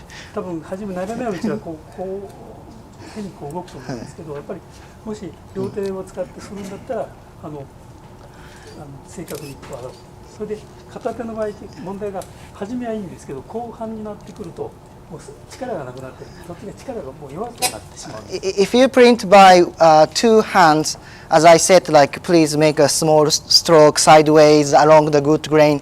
And then when you print with one hand, it's okay when you start printing, but towards the end you get tired. だから、今ちょっとこれすり台ちっちゃなすり台なんです。これ斜めになってますけど、これがものすごく重要な働きをします。This is a printing table and it's got an angle, and it is very important to have a slope. やっぱりその遠くも同じ力が加わることができる。In this way, you can give a same pressure towards the distanced edge.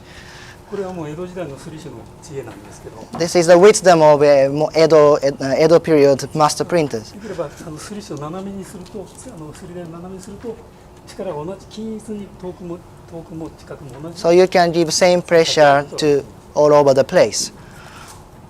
そういうこと。それであとちょっとこれ余談なんですけど、はい。爪。さっきから赤いの気になってたと思うんですけど。Look at my nail. この赤い印のところちょっと爪をとんがらかした。So I sharpened the point where red is marked. というのはです Yeah, ね、my nail is the こ pointy. れは薬をやるときに必ずこう置きます。その時に爪を立てるんです。When you jump the paper, you use your nail, the tip of the nail, これで結局ベタって指が刺さらないから汚れがつかないんです。 so that you don't press with your finger, with your thumb, ここに爪痕が今ついてます。 but use your nail. もしこれから試しにちょっと爪の形を変えてですね、はい、そうすると案外こう剣刀を紙を置くときに、はい、使いやすいかと思うんです。 So you can experiment changing your nail shape of your nail, and then when you do the registration, it might be easier. Yeah. それでもう一つは、これから今バレンの包みをしますけど、はい、包みやるときにこの親指のすげ非常に重要になってきます。 But also, I'm going to show you baren wrapping from now. But again, this nail, pointy nail, is important. だから一応これはもうわざとに伸ばして、こっちはちょっとズボラして伸ばしてるまでなんですけど、こっちはわざとに伸ばして。So this is intentional. Yes. Yeah, only my thumbs. ちょっと包みをもうやります。はい。So because we're running out of time, I will do baren wrapping from now.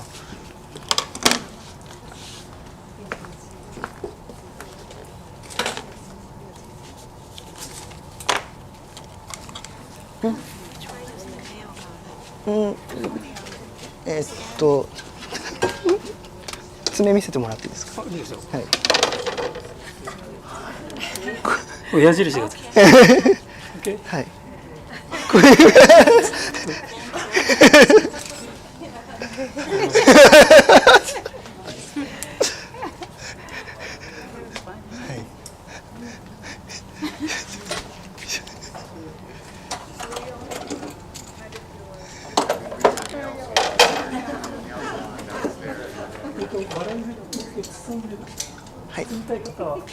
Does anyone want to contribute your baren to change the skin?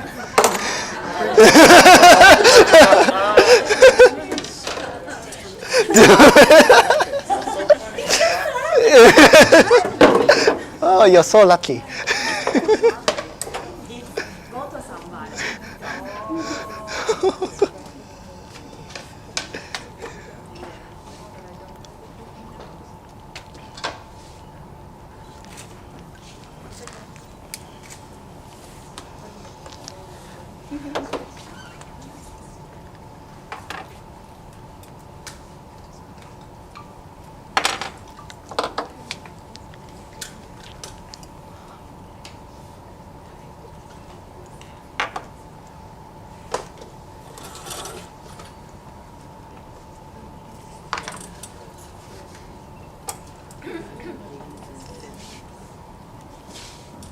バレンの交換する時というのは大体こうたるんでくると、もう紙を引っ張りますので、紙を引っ張ると見当がずれてきますから、もう紙がこう竹の皮がもうたるんできたら交換します。So when you find the bamboo skin is not flat enough, a bit wavy, it's a time to change. Otherwise, it catches the paper and.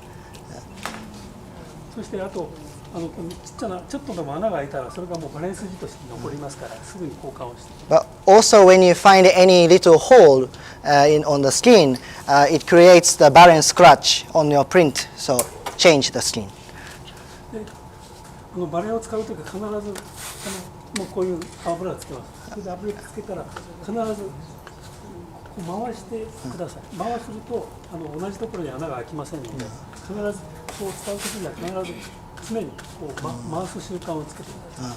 Also, always like put some oil or your skin on the baren face, but also like keep like spinning, rotating the disc. Otherwise, you tend to get holes.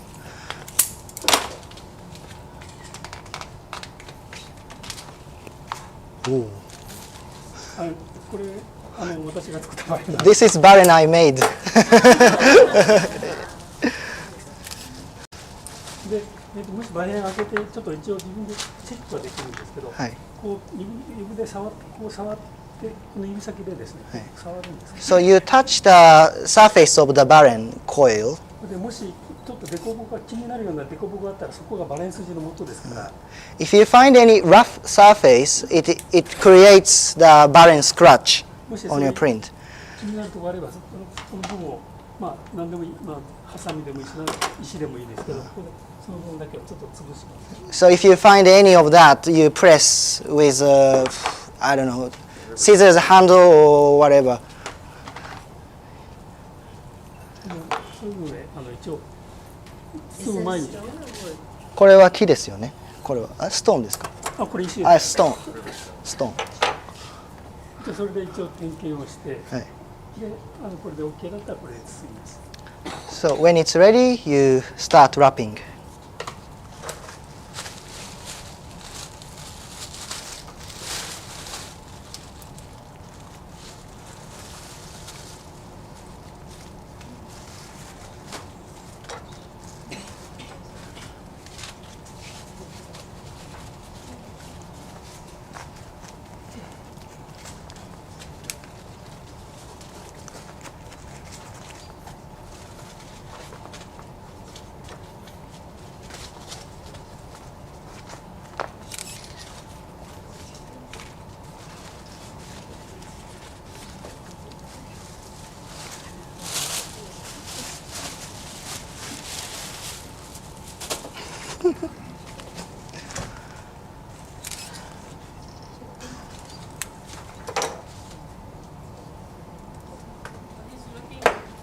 何を見てたんですか今。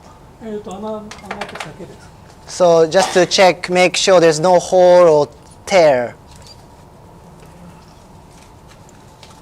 まず竹の皮っていうのはかなり伸びますので、しっかり伸ばして。The bamboo skin is quite elastic, so you have to stretch first the skin.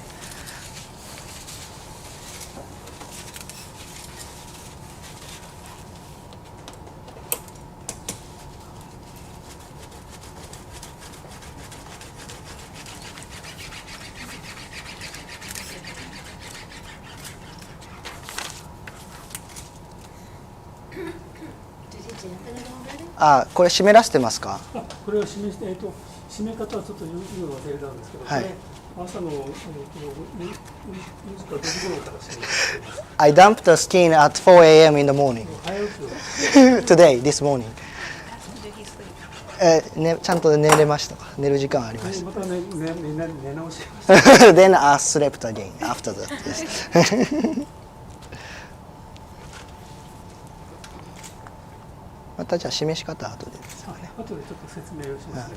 So we will talk about how to dump the skin later. 大体上下1センチずつぐらい。So you take 1 centimeter strip from the top and the bottom and throw it away.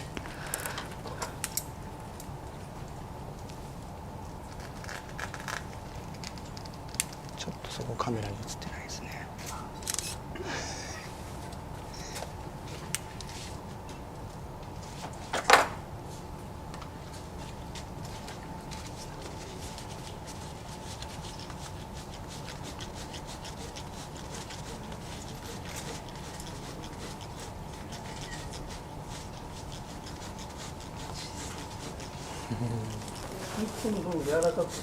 I'm softening the skin. それから本格的に目こすりっていう目こすりします。It's called mekosuri in Japanese, rubbing.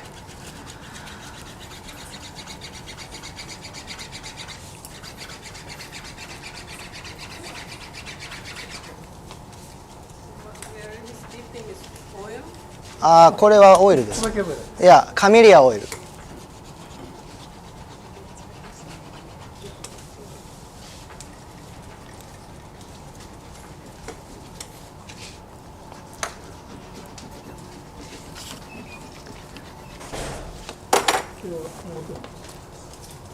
Then I do the same on front side.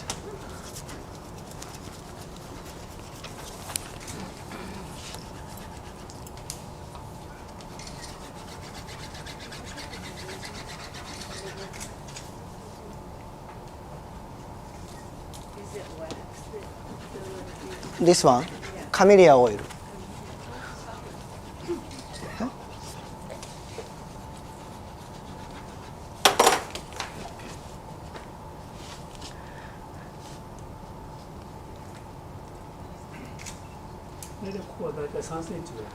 3 centimeter from the disc, like you place. どこが3センチかもう一回言ってもらえますか。So this is 3 centimeter. This should be 3 centimeter. Yeah.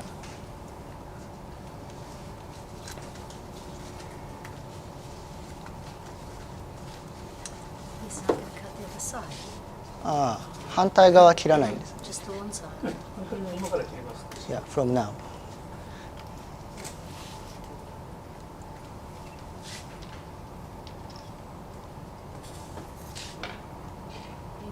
What is that? それは何ですか？これは滑り止めです。 It's just a cream to stop slipping. How do you call it? Like 滑り止めの to stop slipping. Like a waxy thing? I think so. Wax みたいな感じ。滑り止めですから。It's called 滑り止め in Japanese, but 滑り止め? Yeah, basically it means to make you stop slipping. Is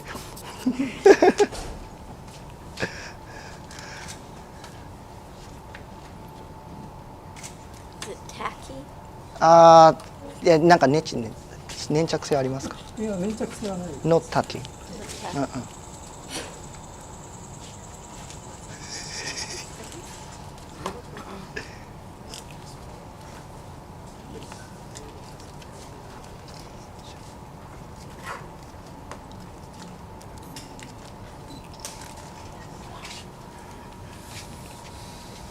Crazy. So subtle.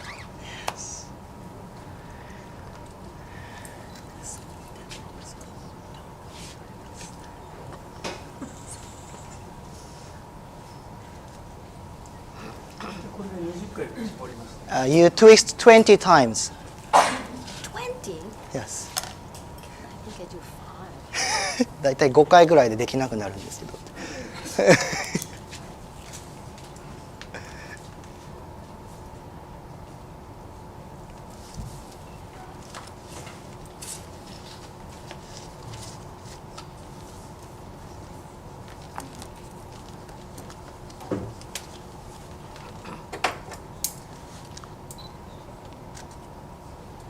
ちょっと映ってないですね。大体3センチぐらい。ちょっといいですか。もう一回カメラに今映ってないんですね。Yeah, again 3 centimeter from the disc. You cut. Yeah.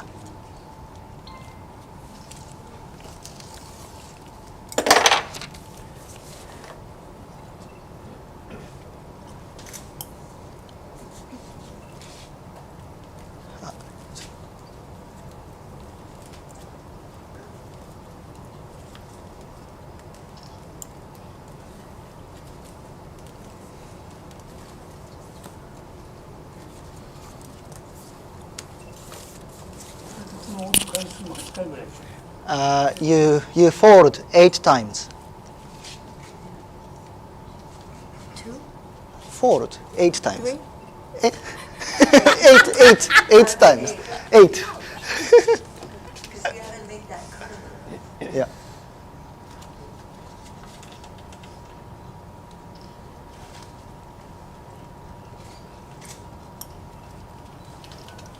Look how fast he does that.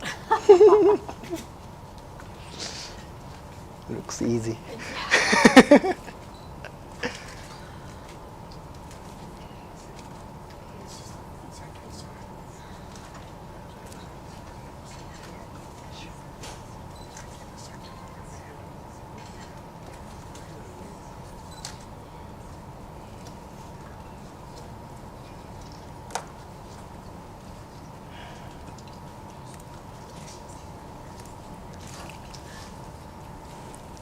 Expert. Yeah.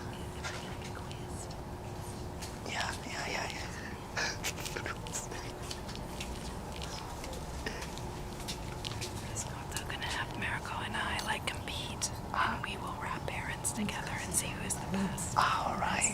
Okay. So maybe You should be the expert by now. You've seen it so many times. I only saw it. すいません。はい。はい。すいません。もう一回言ってもらっていいですか。相手のちょっと閉じ方を。はい。I show you how to tie with a rope, string.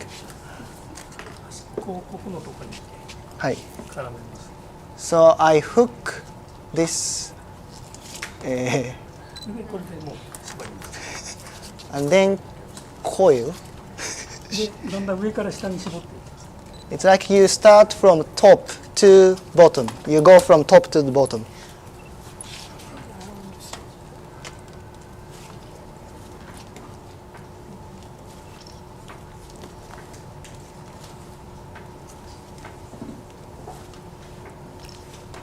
How many turns?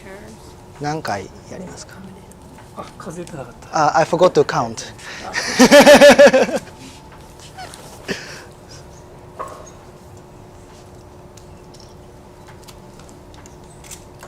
で最後にはい輪っかを少し輪っかを作るんですね。 You make a knot, but 輪を you keep a hole, でこれで引っ張ります。 and then you pull. 引っ張ってそれでこの間に Hi. And you put the string in between. で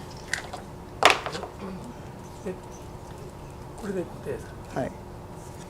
This is stable now. 本当なら完全に乾かしてから切るんですけど、今日時間がないものですから、はいこのまま切ります。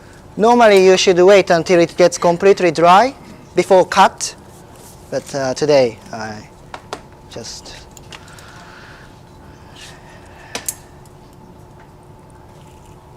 ちょっと見えてないですね。あれ？ちょっと無理だね。無理ですね。はい。 There. はい。なんとか見えますね。はい。はい。で角をはい。手が当たると痛いですから、必ず角を Also, you trim the edge to make it round. であとこの口はもう爪に引っ掛けて破りますから、ゆっくり丁寧に。 But also you trim the edge, otherwise your nail tear the skin. Yeah.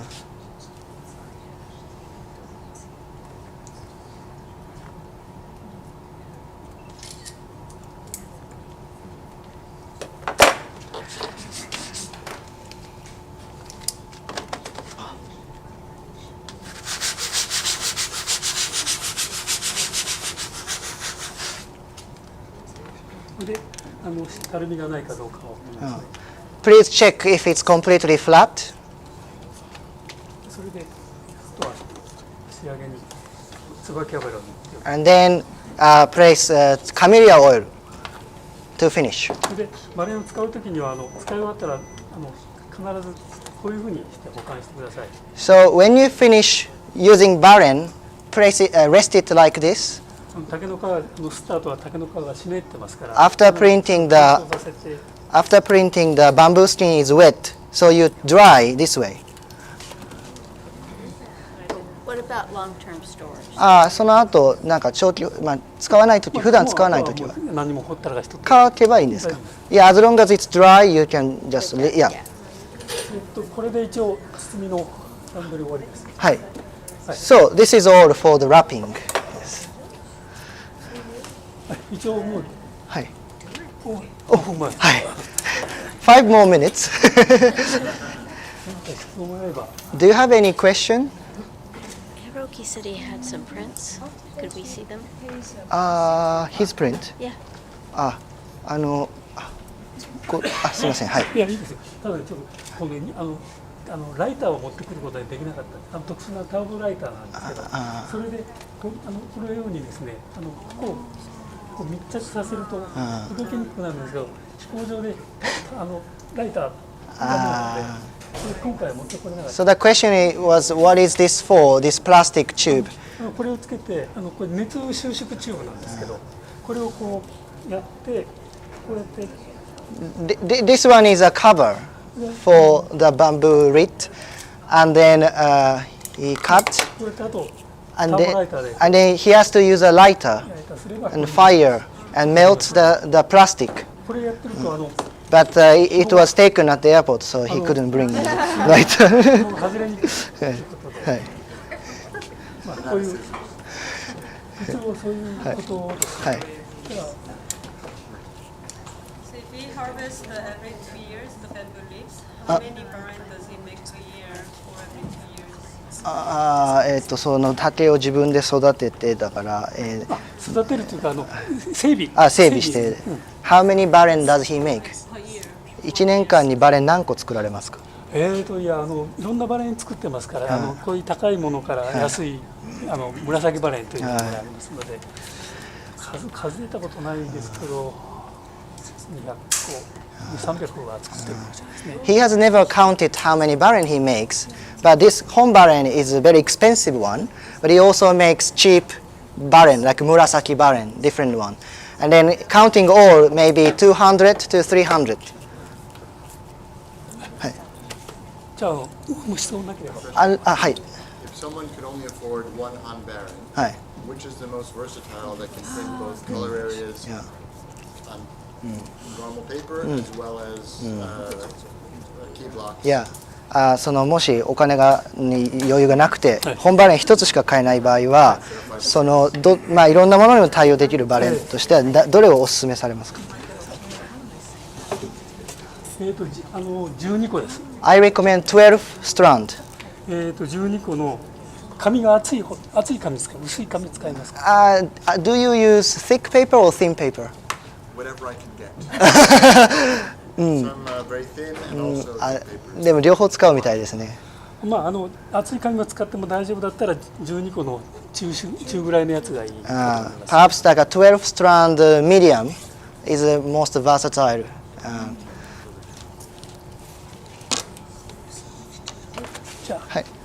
And how long has he been doing it?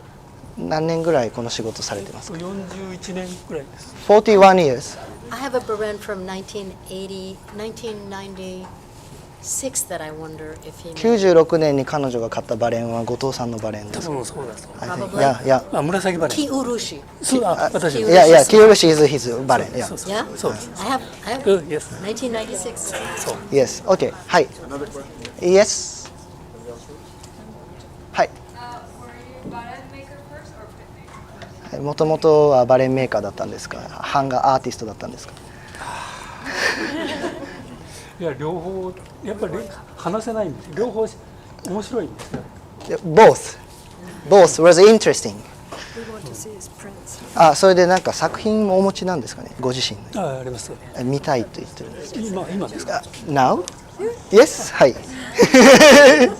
はい。他の人が知らないから今。He was a printmaker, had to make his own barren. Yeah. I have a question. はい。Is he going to have some of his prints? Is he open portfolio? オープンポートフォリオで作品出されますか？いや出さないです。 No, he's not.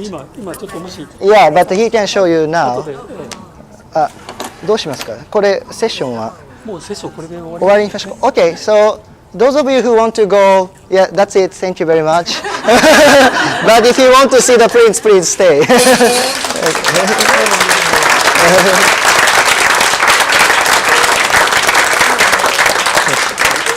はい、誰も行きませんね。No one leaves, so はい。全然そういう心の準備。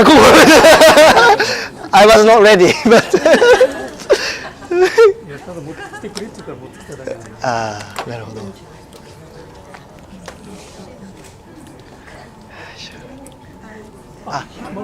マーラさん。